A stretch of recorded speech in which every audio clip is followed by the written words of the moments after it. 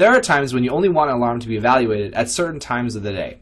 A lot of people would actually put this logic in the PLC, but we can actually put the logic in Ignition. We can dynamically enable and disable an alarm based on the time of the day.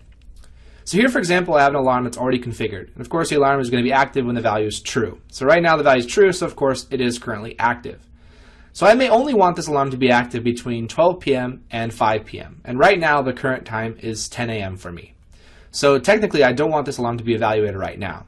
So I can right click on the alarm, edit the alarm, and in there, on the alarm configuration that we have, I can actually bind the enable property of the alarm to a tag or to an expression. In this case, we're going to bind this to an expression. So I'm going to go ahead and click on the bind button to the right of the enable property and use the expression. Because in the expression language, we have various functions, including functions for dates. So I can do date arithmetic, date differences, date extracting, date formats, looking at the current time, etc.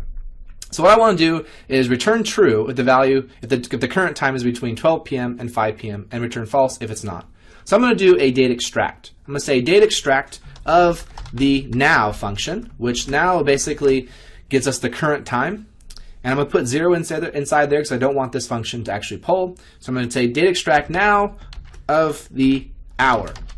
That will get me the hour of the time in 24-hour format between 0 and 23. So I'm going to say if the hour is greater than or equal to 12, and I'm going to use the AND operator, which we can see up here in the top right under logical. There's the AND operator to combine two conditions together.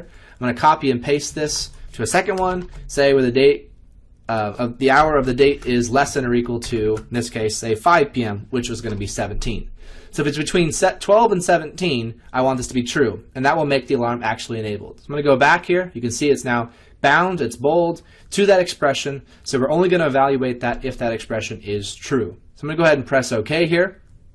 As soon as I press OK, if I expand the alarm, you can see that right now it's currently not active because we're not evaluating it. It's based on that time of the day. If I was to go and modify the time, you would see, of course, the alarm become active. So now we can only see the alarms in the system between certain times of the day.